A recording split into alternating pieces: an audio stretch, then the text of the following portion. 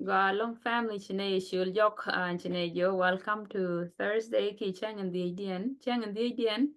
ka ngi to content to kon ka ngi jang where audience chan ngi to go long chan ka ling re jo ka from Sunday changa jul changa rau ka ni changa diok changa ngwan kada mandana galwa kong with the niala nyam ka niala jak wala right kon ke the loud cry ki yo indeed ki should yo indeed ba right with ba lat ke ninte jagati kada man bi ben lat kon and bi ben la re lo dana got shoot pastor got shoot today welcome to lo da tes ko chikwero kus che yila mane ke jen changa me any bia yene ye kos ka changan die dien bana men choko da lar bana je beling ke fidan amen Long I don't quite know can it be community uncle Kailo I can appel you. Then a Lloyd has midid quar Kakwa the come come a chunk de joke ko baka riet kutich latti baka kenyos nas comedia ka big mo ko gwa the lo ni ken ken ki you ko dumen go kalar yi Lloyd tas kinin chang tin ko ken ma de je ken dial big jaki wa ka duo mbita loy nu rol nal amani wi mo onne ki you ko dumen go re da ka ba ka tre do tini ti dial chud ye ko mi di eno no amen thank you ya ba mal jikos ne bak ne but ke ne tia te changi konti ke ti go chiri mintu kon ni dan wan me ke we ka ta warau anin ja kam kon la jen min de kon ngi jen wal ne me atya gut ko wa ka bu ka ja kwen kon enom kon ke widan un tok kan chan kok chi kon bi nyok kok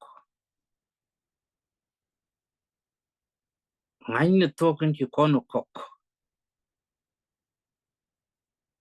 u chi kon bi nyok ko kok kon changan do dien wa ye ke kwi lu za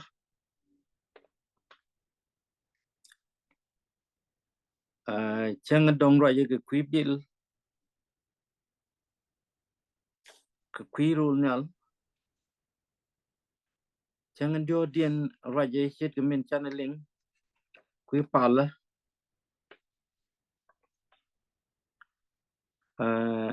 changan wan wa ye ke kwi nili ko pas kien dang re nyal pis ke ken nyal ngir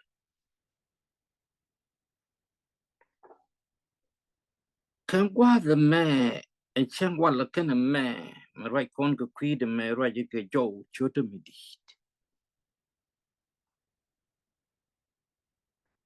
an jo chot ke mi di de me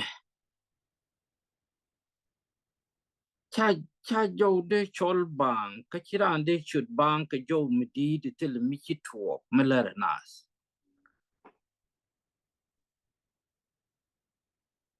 angu chut ja ka me ka jo mi di ke jamo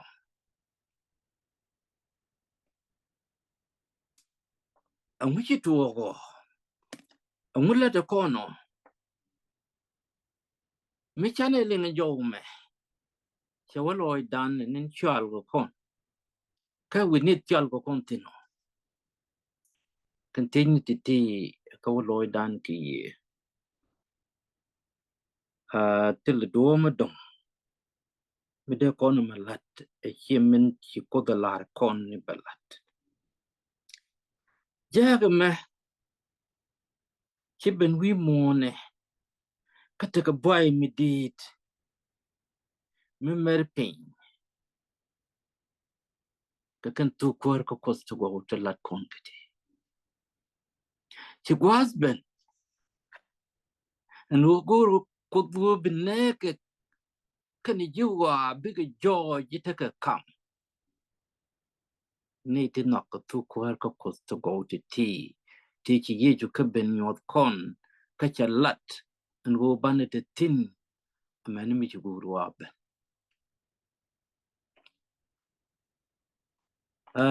Mite garami bi pun con and book a man go to ba pun con kenyam banukul workman katin bu con look New Tioga well badak bas kel wagwa Ka kor ka meme ka jang nyal to dienen te be pin nyal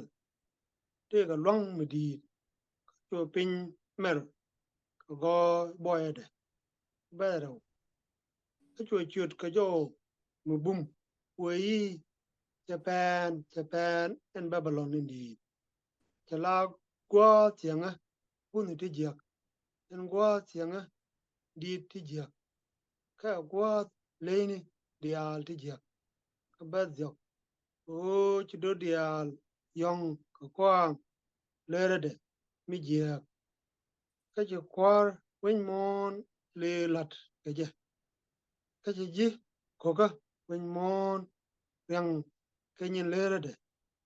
ba ngwan ka chwa jo do dien mi be ni aling we yi bi ara har ka je lo ne ka o chiero bu mat duer ka chiaro bu mat re ring ne ka ne Amen Amen Ninja lat kon wana me a jerk nyam me ki jogo nyam me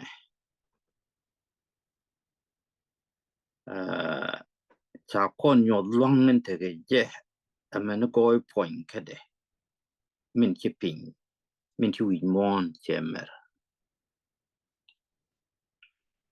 ya dok mi pi kon wa jen right ke bible let the con ngak ti you the con long pod ke ko bi ko lu chop loy dan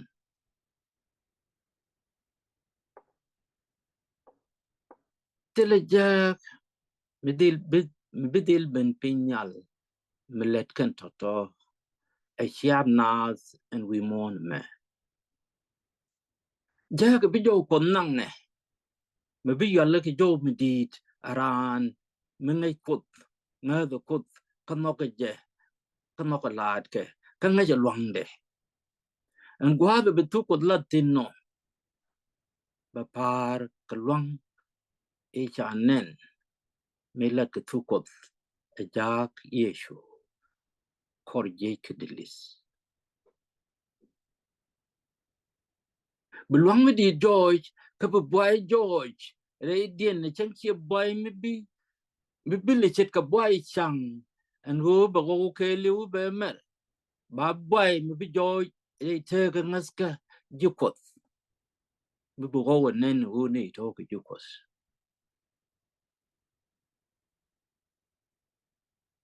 Ka beluang mi dit, mi kwich rije meje, rije tere ngaska me. And one ke rije bitere ngaska mo ken gwaza mo. Beluang mi di George. Mi chet ka luang ni chi George bo ka jak me le tuk me lat ka tukos to go ka luang ni chi ka kum ngadan chen che chet ka dor nyam ju wa we ka kon ko per kon ka ke re chen ni dia re che ri dia re la ni dia ngode te kot ka luang me balat mi bi na ga ke je kan luang me we George mu bi tuo ko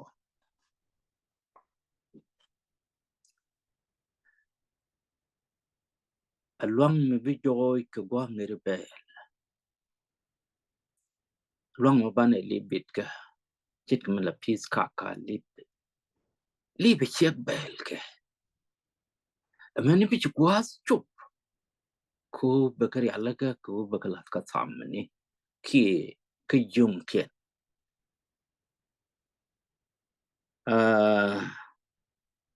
Babylon chitese mechalar kone kwela gwazmith Babylon chitese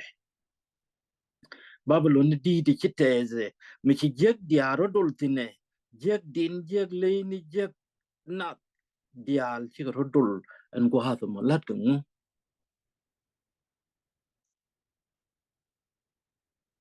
lutno Babylon chang la kona chari winmon erwaike Nebuchadnezzar Babylon be gichut Babel generally di nyon which carry note ne nyon ka wasken ke je chi dul mi di chi kana ta la dul Babel miranial me cha dak akot che tuk dial tuk dial kam ke ko che tuk ke te ngai ken dial kel che nyon lu chu di nyon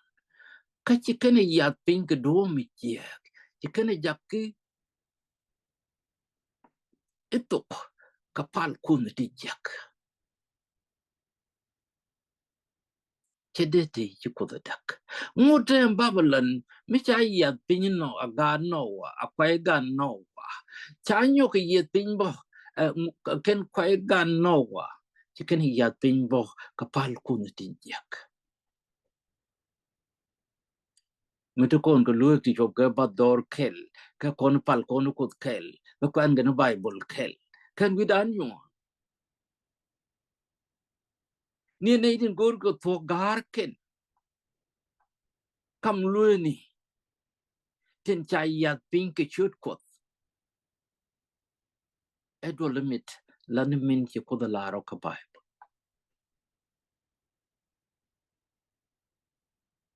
ani ki go atak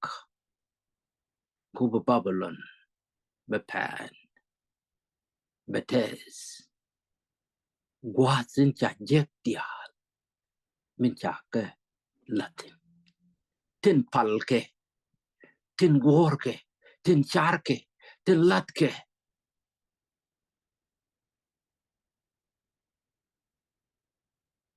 gwa ke tin wakel ka kos ki ko Babylon ne dial tin right ki chut ko cha ka par karami chi kaira ka chode thế mình chắc cái ra cái show đó nga show đó kiri so we la ne la ler ka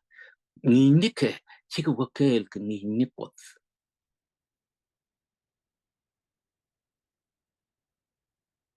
so take another day de am Babylon mo take ji ko tin tilinkan to ko bi kan to ko gur kan to ko no kan to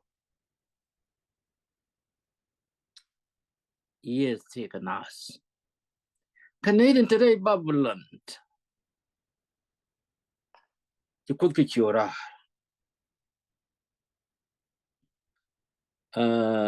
ji ko kon chiora ka Babylon en Canadian jakeriam ke dupti jek ti chiki gen duptin der yang ganas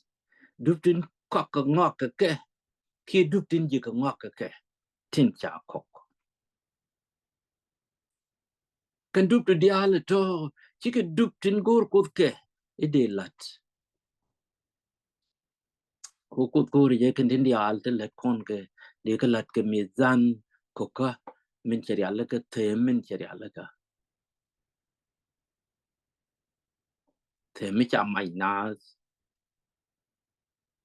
bedil te mo kel ke men okol chai ke Shurar ka Babylon ngushul go korar ke jamo ka Babylon ka jawja ka dodien me chaling a jone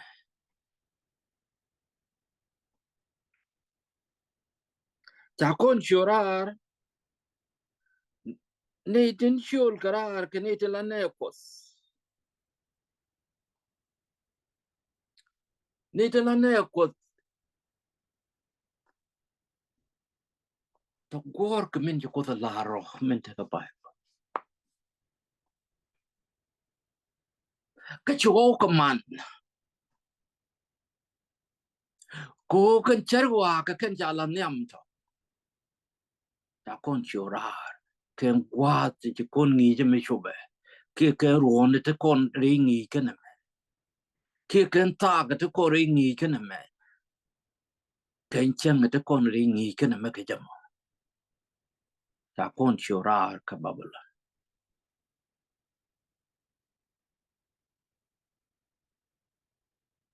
ko chi ko ro mat ke duer ke chi ko ro mat kari ke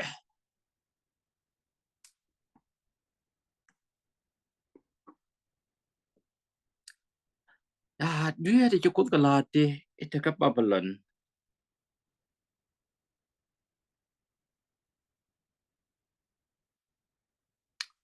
chân chi kon ku bi chi ite kon ri dien te ko ri dien ku cái này thì chiếm con cái thiên địa đó là cái media cái thiên là Babylon cái nghĩ ni dia thì gul thiên địa cái thiên địa là chết cái đó cái nghĩ ni Babylon thiên chế gor bu cái men gor ko da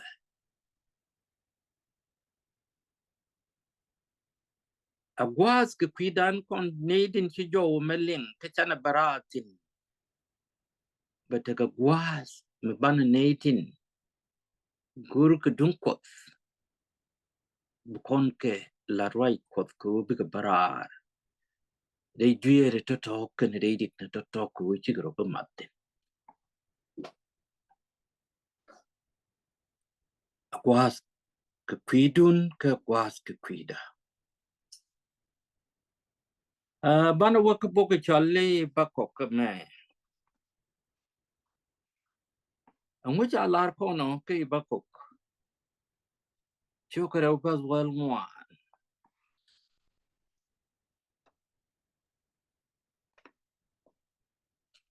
Okay.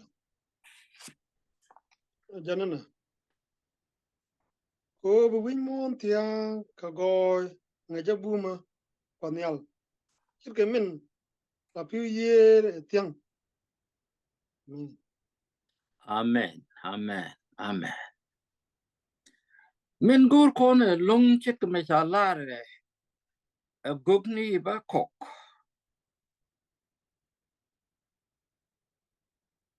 win mon gur ko de be goy point ke de dil joy tin ko be tram kel wi mon mi be jalar en goy ko kanemen goy point ko be joy de dul ka ko chit ke me che joy ka ja de dul ka niken bus pal ke ti lu ko tu ko su ko charo rit ko chu goy point ko joy wa ti te kentin cha wo be goy point ko mo win mon tieng ken wa za me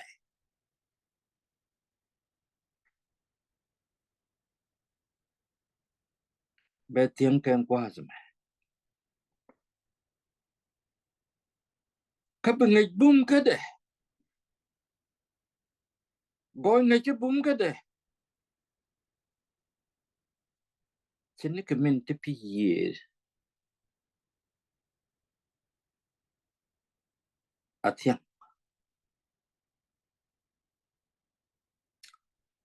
ya yer ki ko da ya la ka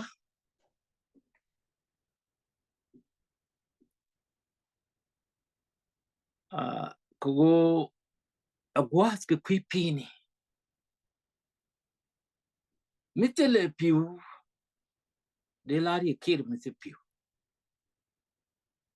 kamerong piu ke de lari te piu ngai ko kana bom de be chet kamen la piu yere tiam kamu ka dol ko mi chi ke tiang ke piu lo no chi gwas tel gwas mi la piu adapte Manian jidul ka kod dial bikrong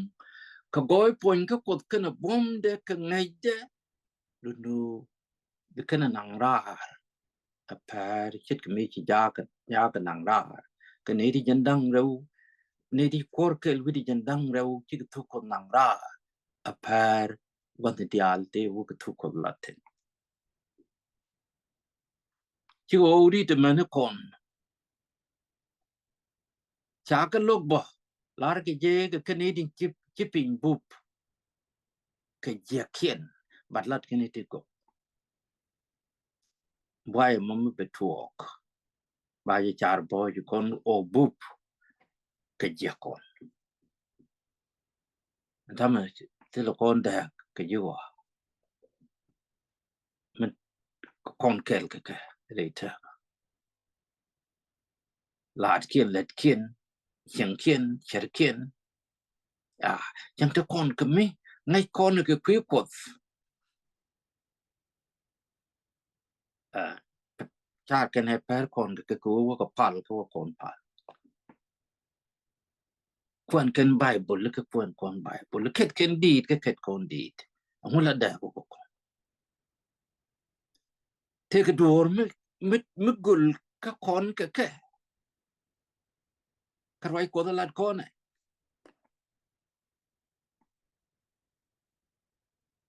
te le mi la gul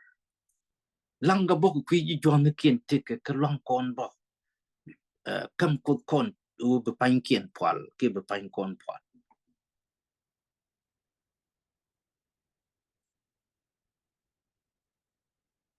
kamu goy point kana me ngai pum ka de dol kot pin tiang chit ke min la yer tiang ke pi we je be chit ke me chit wo ka jak o bu kon tu kot ko ti kon ko lat we ke cha kon yo ka ma yu cho ka je de wi de ngwa bas wal ngwa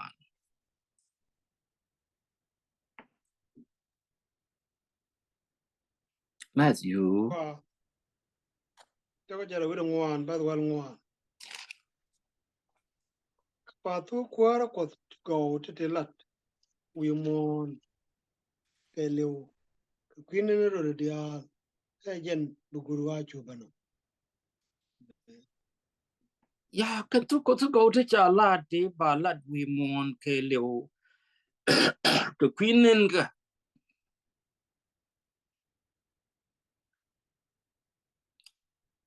kana ideal jen bugudwa e ko da lar bu kulu tuok ya te ka mi de ko na del gwetin ana me te mi ja godang rew che ka mat antama mate gwa ze nyam amene gwa da jok me ko ba ka lat wi mon ke lew bugudwa kulu be an gwa da jok me la tum no ko ste go ti lat kon ka ben ye chu kreso chết con cái này thì chỉ diện thì ngoài cho nhà lô thì ngay cứ bị cho nhà cho nên làm bề con rồi là cái của con cho nhà lô siêu ổn được điện ngay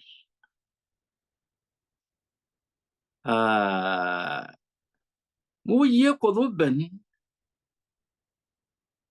khen qua the live con ở giò rồi qua the bà con chiều ra cô cái bữa gói point cái cột cái năng ngay đẻ cái bom đẻ chết cái pier thế là mấy pier chụp hình vậy con này đi ăn đến gối cái cột này đi ăn đến chi nè bigriin ka kot ke ban chet ke me chi ke ben ka jak ka wa de to ko kwai ke pes ke ye antam me wa ke kwin ne be wa den boy ke bel man tuk ti man ke de lat tok dan ke la dien re ching de dial de bay bay till me be kwari ye ju pen ben be dil ben re te me de content kan baniti shom ko kon ka kan diok te chan hilingti anja ke chol ko ra re wa ku chu kon rier ke kenere ke chu kon ga binwa ke je ke ku chu kon tu ko chu ko ling to ko re ngas ka do pon ko da pana ku jien o kon ka lat kan tu ko bana goyi ci ko da kam kon je ga ci bena mer pinya ka baide man tuk to ko nang ka luang medit man e kuno wo bo ku mek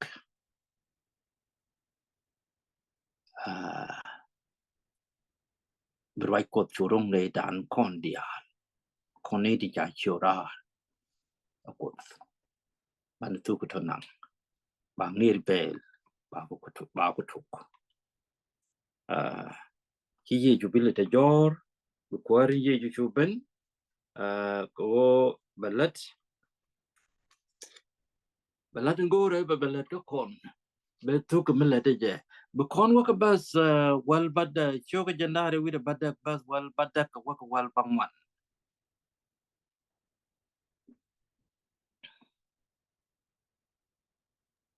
Walo.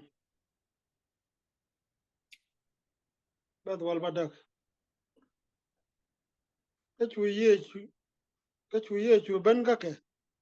Yo ko jogi long nyal kana pin ke leo chaja kama. Wal bangwan. Ka wiya ka jaga na ka je kwara. Sai ru dial. Ka ta ka ke chur kwar intenial.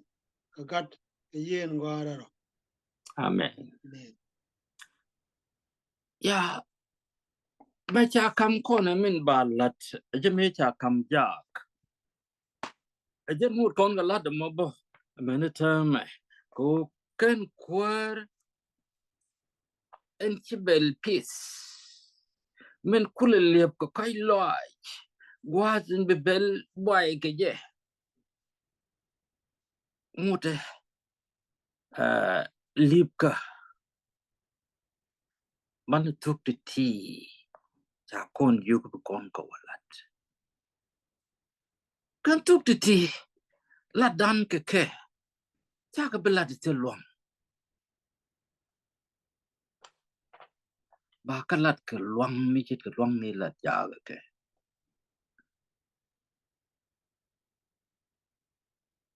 am pa zuru mo ko kwa ba dong be ken bud yer ka boina bu goy da wo bu kut kerep be ko wan te na zu gor ko kuts kan yu ne ni te wan chi ko ro ya le ken tam na ma bol ke chit ke mala do men ga ka bol mi tel ra mi je je mi cham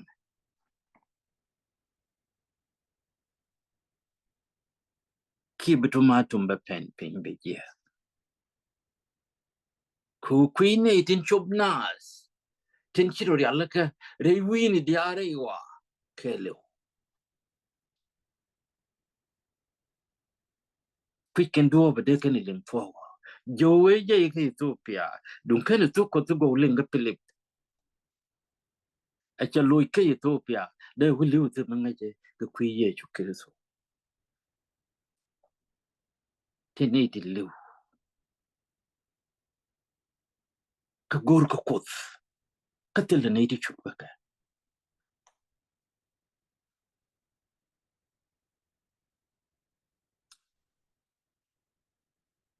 ne re gambal te ne ti ling ni je te je advantage and not like can again je advantage cha lo de ngai chu nang je ke duk to ko ken ke duk tin look che te no bet ba to ngai ki ka bo a je mala te wi ni dial ke re ro de dial and will be 7-day Adventist yeah, but ke gitar tim wan tiki wan yen kari alaka ko cha melade cha be maling ko ngai che tene ajenduo en pinanang kana ajenduo tsuga ani ngai ko gwade en belati alati be gnung ke je ani lati cha kam kone lane je ka long ni ko kam kono go bane chop ke je ka ji kolosi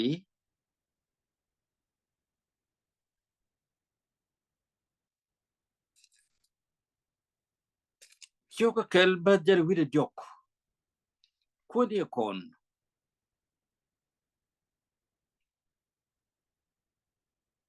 Wow. Better with a dog.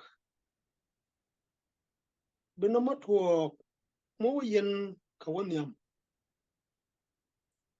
Kabom. Kataye. Ray ngada. Faro which ngada. Pincha lar. A talk. A took to go. Charling. Chalat jipping dial. Kagan Paul. Pakalat. Kan took duty. ya me ko kon me cha lare ka bok me che me che kon men che chom kon long du banete re naska chana ro bu witin anta da re naska jen bana kule jeng men che ko da laro che kon bi jek mi chana jen re naska bana jek lep mi chet ke men cha lar kon ke jimis long ja kam ye chume rol nel cha kam bo mani wit mo anga bi kon pen wo kan tu ko tu go bi kon kalat ka long bum ka ko do karamen te ga long a jen kam kon long mo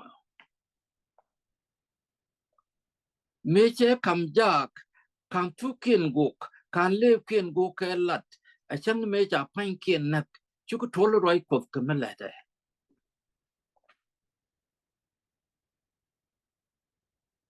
che dur to go che ga shop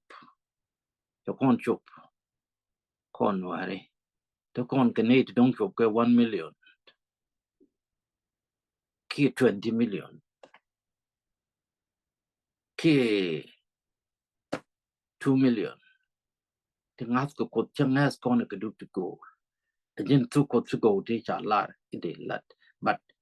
can two cột to go thì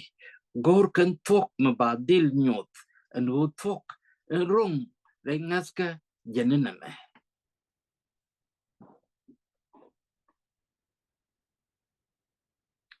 cha cột bê đà cái này rồi này cái rồi này cột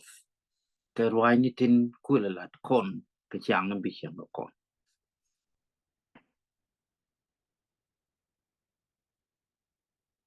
cha ye ju bê đà cái nó cột cố khen cái cha ye bu wuch kake kan dang job dial let ken yen kelo kamode akot kel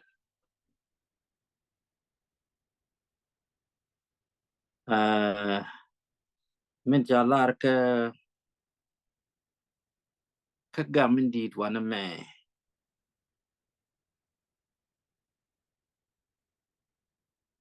awu kelarik le fung ni kost go ba ka jakitok kanyal in jok was in good kalat fung ni kost go abugam kana me jalar ka 443 page 443 ajamin jalar kon kan bugam kana me kajen 443 che nyok ler ko ne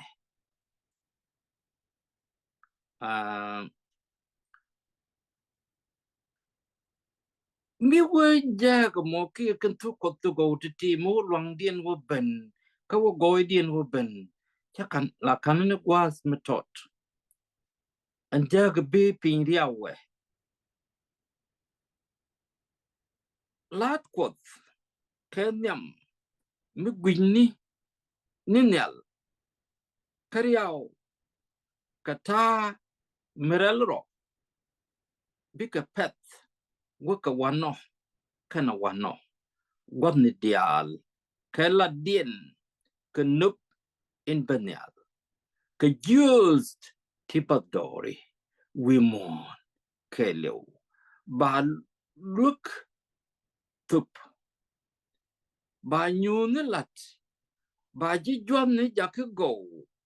ka ba nyun kaneti gai kana lat e jingatha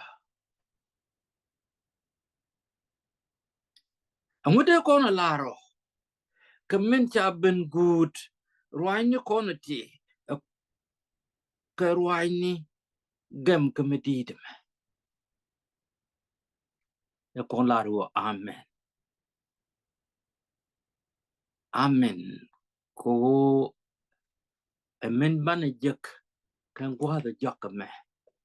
ko bana tere ngaska chan bijientin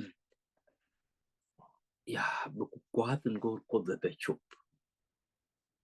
bimente jor ken kon chup bana jek ka kuts ka char betol ani bu kwar kuts bada ken ka kon dia langne ajem ko nyal ken pin kon mi chitiang ka kai loai ken pel dueri kon to ka tik ngai ne kwa wo ka ruai nit kutiti chigar ruai naran ki chigar ruai ne na ka ruai ni kutichi alaka tibina kan ka mo wa kan as chaka kan nok kon ei dia de leng ka ti kalat ka kwa ti ni ka boy lo ai du kan wod du ku nuk du min di jang nu ko ka chung rei tu kan me amani mi chimin chiri alaka ibalat kenin de jok ti chi gwa de chop mi je ka ko tik ba ko chulat kane ku dial kel kami je ka ko chinien ko nien ko rei ngaska min chiri alaka ka kwida ani bozne ku dial tin ling pek nu gwa tin kong amani ne ti ling to angwa da lat kana mitsino kini kam lyak ka kini kam point kala ne ta loa mi di ti ne ti dial bi chudi ye ju kwa mi di eno Amen. Amen. Thank you. Pero pues de pues ya te kamal yo pues college ka Friday ya te mal bye.